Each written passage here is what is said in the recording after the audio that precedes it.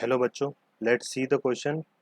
The question is a body of mass small m accelerate uniformly from the rest to speed v and in time capital T. Find the instantaneous power delivered to the body as a function of a time t. So the key point is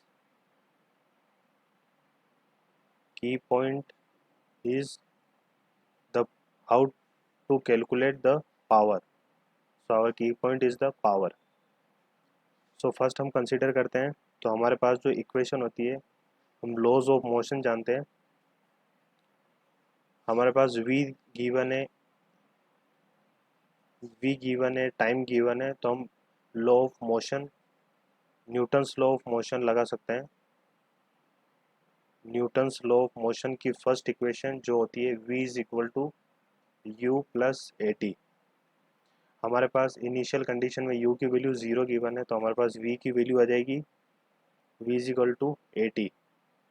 अगर हम v को ए की form में consider करते हैं तो हमारे पास acceleration की वैल्यू आ जाएगी स्मॉल वी वाई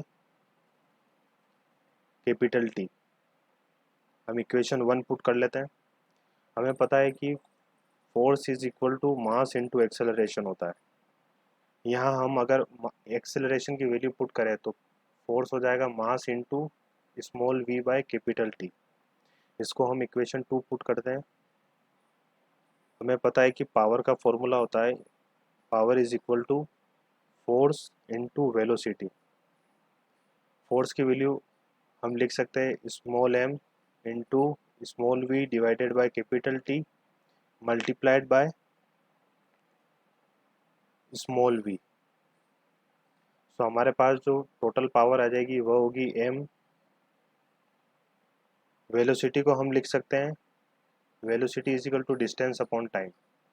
डिस्टेंस हमारे पास सेकंड टाइम दे रखा है स्मॉल t। सो हमारे पास जो वैल्यू आ जाएगी वह होगी M V square divided by small t divided by capital T. ये हमारे पास टोटल पावर आ जाएगी। Power is equal to divided M V square T divided by capital T.